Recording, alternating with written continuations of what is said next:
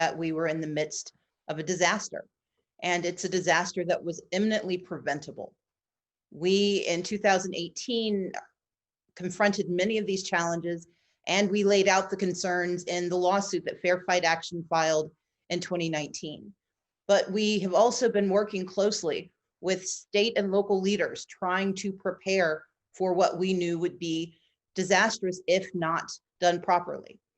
The Secretary of State and this administration decided to purchase new machines over the objections of many, intended to roll them out, and to do so without the adequate preparation. We know that in 2002, when Kathy Cox served as Secretary of State, and there was also a purchase of new machines, there were exhaustive steps taken to ensure that every person, every staff person was trained, that there were extra Secretary of State officials on hand across the state of Georgia, that each voter had mailed instructions to help them understand the process. And that was done without the threat of COVID-19. What we know happened this week, this month, in this process is that the best intentions met the worst preparation. And we found ourselves in the midst of both incompetence and malfeasance. And unfortunately, the Secretary of State is now trying to shift the blame, and he's trying to create a pretext that only a few counties are being impacted and that this is a localized problem. But that is untrue. Across the state of Georgia, from Morgan County to Jasper County, from Fulton to DeKalb, but Clayton to Muskogee to Chatham, in every area of our state, we are seeing folks who are being denied the right to vote or being forced to wait in hours-long lines. And the problem is when people are forced to wait in lines that can stretch as long as 5, 6, 7 hours, we don't know who leaves. We don't know who gives up because they cannot afford to stay. We know that the absentee ballot initiative, which was the right thing to do, immediately ran into problems when the out-of-state vendor was selected who could not meet the challenge of the moment. For example, my absentee ballot, when it finally arrived, had an unusable return envelope. And so I had to vote in person today because I could not replace that envelope. We know across the state, thousands of requests for absentee ballots were not returned. And we know that this was a preventable problem if we had done the work, if the Secretary of State and his office had held to their responsibility. Now, you're going to hear the Secretary of State say that under his leadership, turnout increased, but any problems belong to the counties. That is a passing of the buck, and it is a false reading of the Constitution of Georgia. Georgia places the Secretary of State in charge of elections. That means training, that means giving direction, and that means investment. And every time there was a flare sent up that there was a problem facing us in this election, it was the Secretary of State's responsibility to work with the counties to solve those problems, especially when it is the most populous counties in the state. It is not sufficient to say that the county you live in determines the quality of your democracy. That's why we have a secretary of the entire state, not just the counties that do it right, not just the counties that have the resources, not just the counties that he likes, but he's the secretary of the entire state of Georgia's elections process. And so we will continue through Fair Fight Action in cooperation with the Democratic Party of Georgia and other organizations to fight to fix our elections. Because what happened today, what happened last week, what has happened over the last few months cannot be repeated in November. Democracy is too important. And we cannot divorce today's bad behavior and terrible, terrible execution. We cannot divorce it from the protests and the demonstrations that are happening around the country, including here in Georgia. Because voting is not simply about pulling a lever, pushing a button, making a selection. It's about setting the direction of our communities. It's about determining how we are going to respond to the catastrophe of COVID-19, to not only the public health crisis, but the economic crisis that will continue to assail us. It's about paying attention to the issues of police brutality, paying attention to the necessity of fixing the systemic inequities that have given Georgia among the highest rates of COVID-19, particularly for African Americans.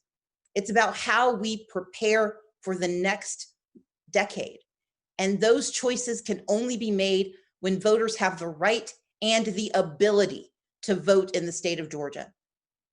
We are going to watch slow returns come in tonight, and we need to prepare for this on a national level, because what's happening in Georgia, while it once again is a singular example of the failed leadership of the Republican Party, it is also emblematic of what's going to happen around this country as voter suppression becomes an all-out war.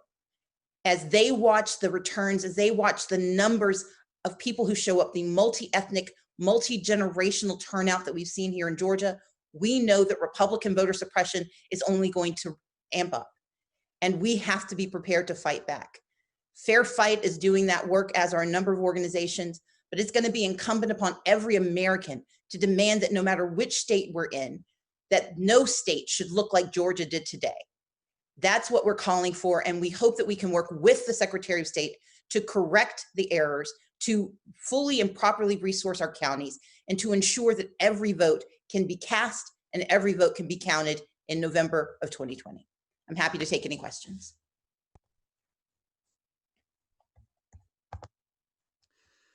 Okay, to ask a question, I will ask you to raise your hand, and the way that you do that is to click participants at the bottom of the screen. When you do that, you will see a participants bar come up to the right, and then there will be a raise hand function. So participants at the bottom of the screen, and then you'll see the window come up to your right, and at the bottom there is a raise hand function.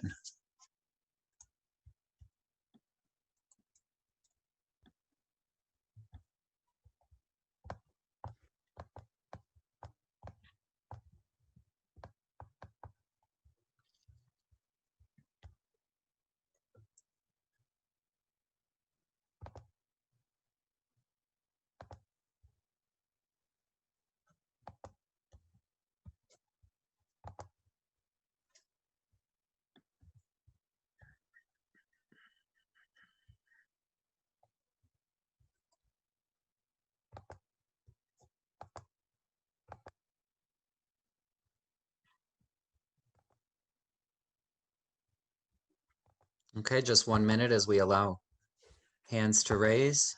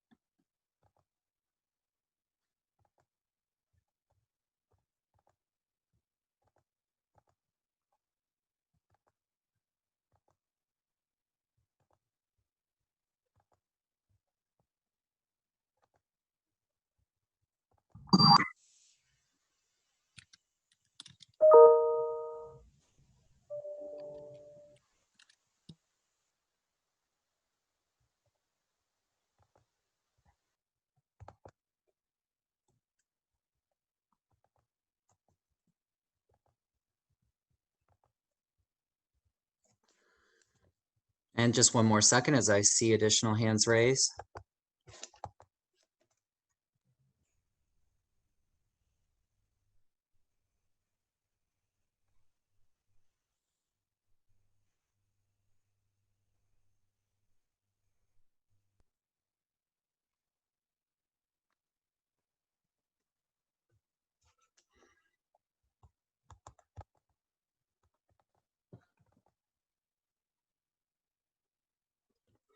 Okay, our first question is from Kara Court of CBS, but Kara, it looks like you have muted yourself. So if you could unmute yourself. Okay, it now looks like you're unmuted, Kara, and you can go ahead with your question. Thank you, Seth. Thank you all for doing this. Leader Abrams, I'm just wondering if you can give a little more detail into what you experienced with your voting. Can you explain more what was wrong with your envelope and what going to the polls was like for you today?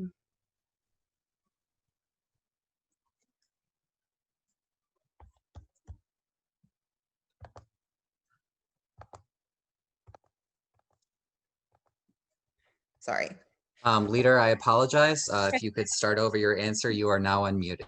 Thank you. Thank you, Kara, for the question. I applied for my absentee ballot in May when there was some delay in receiving it, but when it finally arrived, I pulled out the ballot, completed it, and got ready to put it in the return envelope, which was sealed shut. And I attempted to steam it open because I've watched lots of mystery shows. It did not work. And I was unable to open the envelope, which meant that I was unable to return my ballot. I attempted to get a substitute envelope. That was not possible. And so I had to go and vote in person today. Luckily for me, I live in an area where the lines were not terribly long. It was about a 45-minute process. But all I can think about are the people who did not receive their ballots, who were forced instead into hours-long lines, and not because they failed to do their part, but because the Secretary of State's office failed to properly manage this election.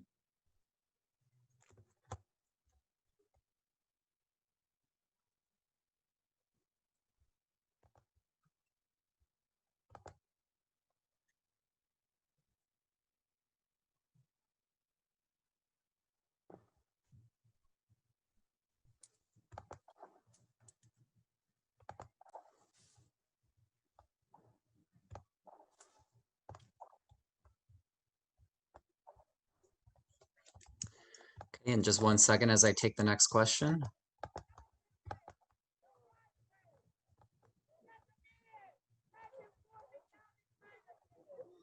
Greg Bluestein from the Atlanta Journal-Constitution, your line is unmuted. Hi, Leader Abrams. Georgia lawmakers are heading back to session in a few days. What is the first thing they should do in order to address these problems today when they return to the session?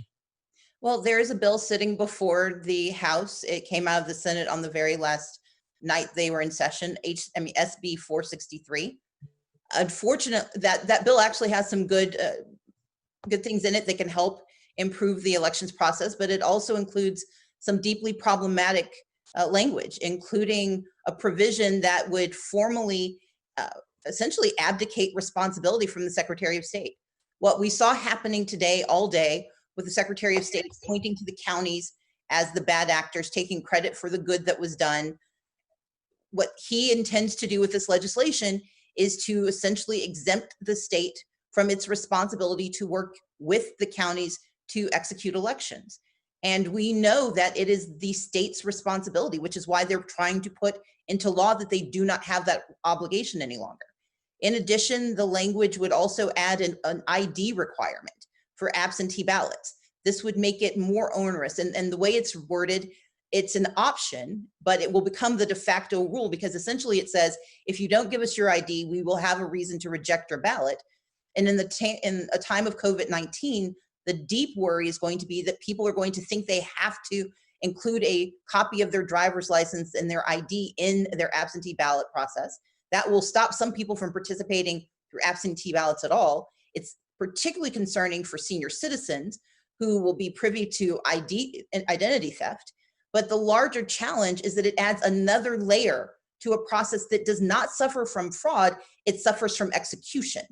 And by making it even more onerous to participate and vote by mail, we're going to see more people in line, we're going to see longer lines, and we're going to see a further collapse of our system. And so the third opportunity that could be in this bill but is not, is creating vote centers in every county. We know that there are going to be what we saw today, which is that precincts, the polling places are going to close, they may move. There is no notification process that is uniform across the state.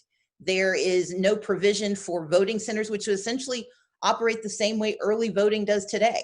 A few places in each county, particularly in our larger counties, so that people can go and cast their ballots using the same technology that we currently have in place for early voting.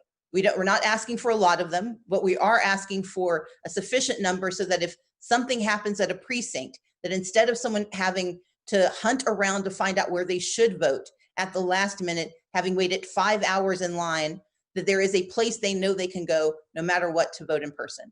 Those are some of the things that can be put in place in SB 463, and we're going to be working very hard, hopefully, to move the state towards improving elections so that we do not see this play out again on a grander scale in November. And thank you. And I just wanted to note that Fair Fight Action CEO Lauren Growargo has joined the call. And our next question will be from Annie Grayer from CNN. Annie, your line is now unmuted.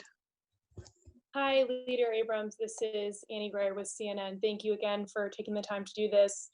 Some of the reporting that we've gotten today, for example, from Rob Pitts, the chairman of the Fulton County Board of Commissioners, said that some of the issues today were due to staffing shortages, where workers who normally would volunteer at polling locations have declined to do so to volunteer because of the risk of coronavirus. How do you mitigate those risks about having poll workers come and volunteer if they're worried themselves about further putting themselves at a health risk? And do you think that's even a valid explanation for what's happening? I think it's important for us to recognize that this isn't one failure. This is a systems failure, which is what we articulated in 2018. It's what we have been warning about, that it's not simply one piece that breaks. It is the entire system that's interdependent, that when something falters, the entire system collapses. And so what we know is that had absentee ballots actually worked the way they should have, thousands of people who got into line over the last few days would not have needed to vote in person. And so one of the reasons we found today to be so terrible is that people had to go and vote in person, even though they attempted to lessen the burden and reduce the number of people who were going to be necessary as staffers. But number two, we knew that this was going to be a challenge. This is not a surprise. And in the state's most populous county, it is incumbent upon the Secretary of State to work with the Fulton County Board of Elections to solve this problem. And that could have meant offering more pay. There are a number of ways to entice more people to show up. In fact, I believe Fulton County asked for emergency support to bring on new poll workers, and they did not receive it. That's the reason we have a state government. It's the reason we have a Secretary of State, because every county can't solve all of its problems alone. We have a state elections system. I think the other piece to recognize is that other states are facing this and they're meeting these challenges. Jocelyn Benson, the Secretary of State of Michigan, has been working since early this year to anticipate the need for more staff workers, because we do know that poll workers tend to be over the age of 60. They are the most vulnerable to COVID-19. And so we knew this was coming. What we are asking of the current Secretary of State of Georgia is that he follow the leaders around this country and work to actually support our counties and not blame them for his failures.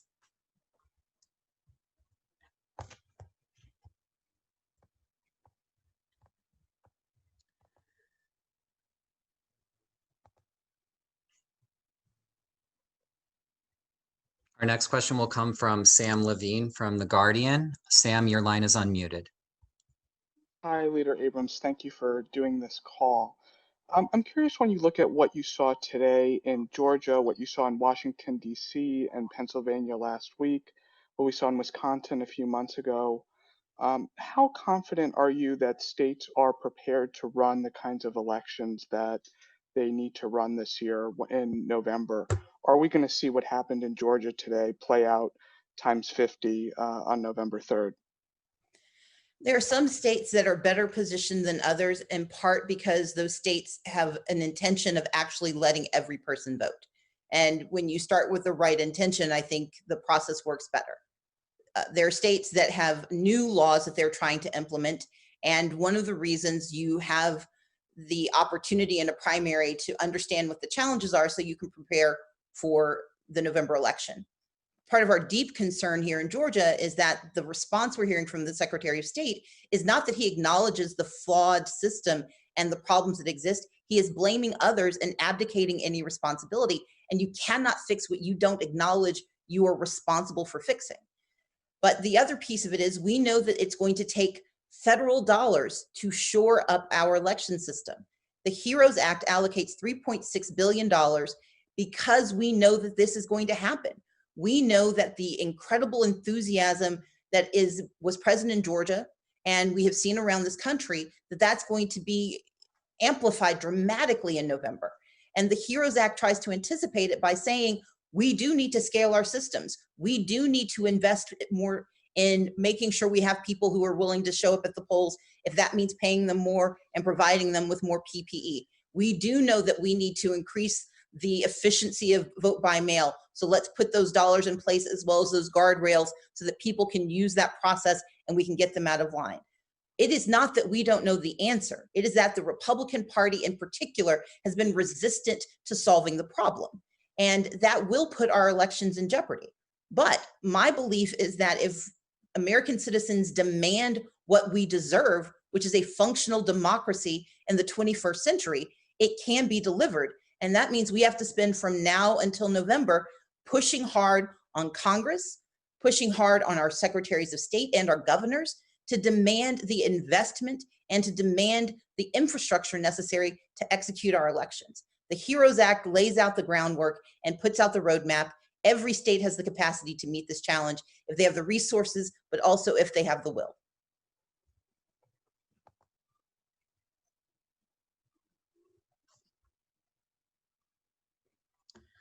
Our next question comes from Richard Elliott of WSB. Leader Abrams, it may be too early to be able to answer this question. Are y'all looking at any legal action from what you have seen today? And if so, when might that happen? Yes, and soon. I mean, because we have to remember this, what happened today, we saw a precursor of it on Friday when we had 7-hour lines. What Fair Fight Action has been doing across the state is not only having these conversations trying to prepare for the election, but we've also been gathering stories, gathering declarations, making sure that no one can say they didn't know. And unfortunately in Georgia, sometimes conversation and goodwill don't work. And so litigation becomes the necessary next step.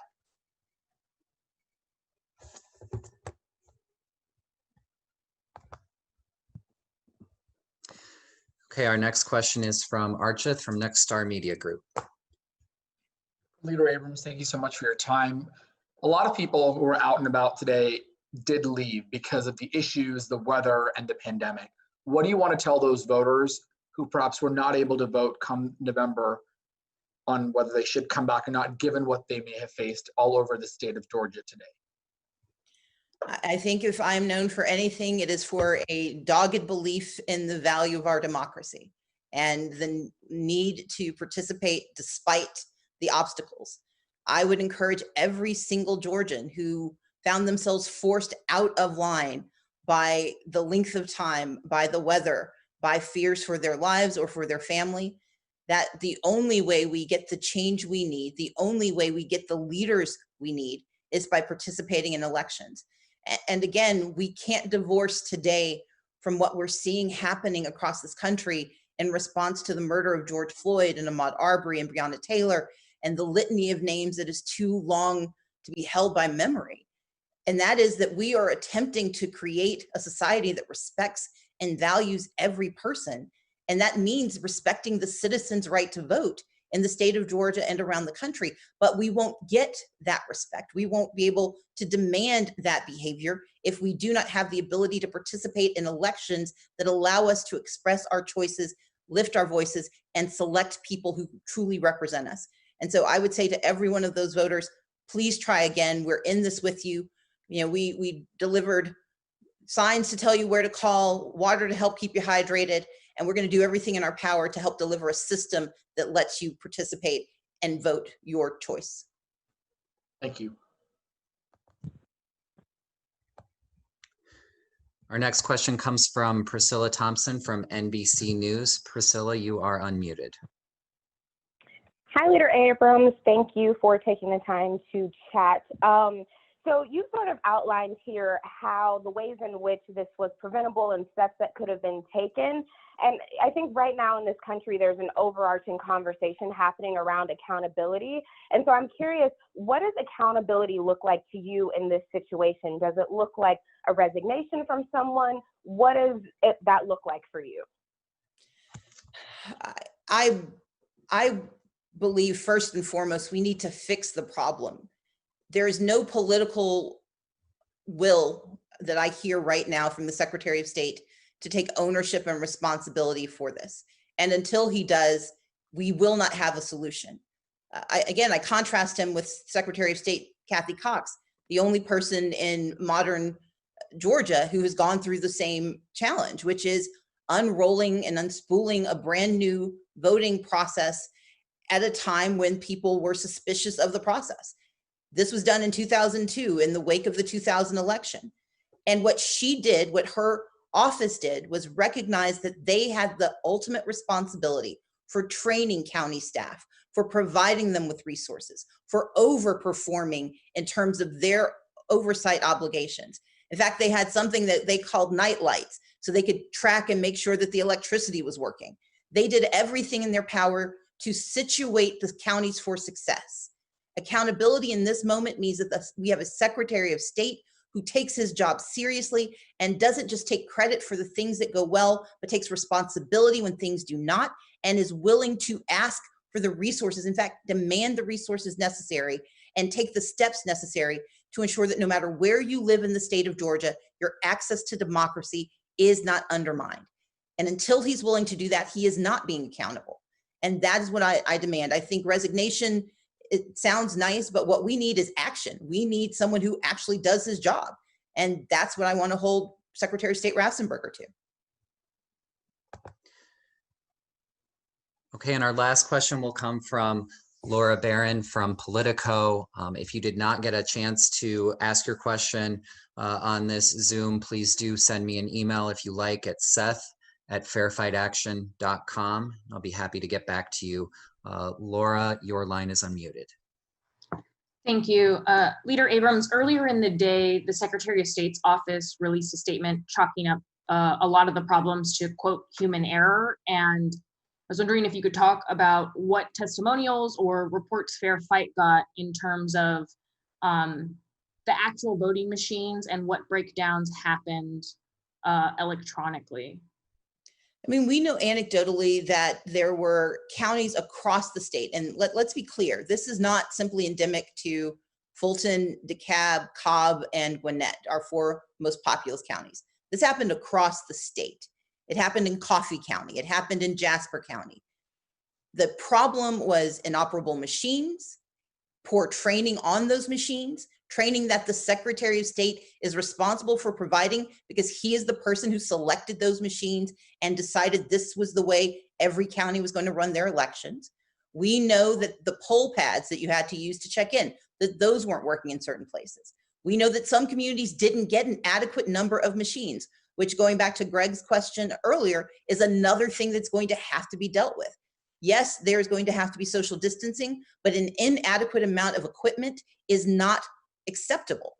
And so we know that human error the human error that we need to look to is the error by the Secretary of State in refusing to meet this moment by doing his job properly and by trying to shift responsibility onto others so that he doesn't have to take responsibility and be held accountable for his inaction and his poor planning and his horrific execution. With that, we will conclude this virtual press avail. I thank you all for joining and bringing attention to the issues facing voters across the state of Georgia and across the country. Thank you, Leader Abrams, and everyone, please have a safe and happy evening. Thank you all. Good night.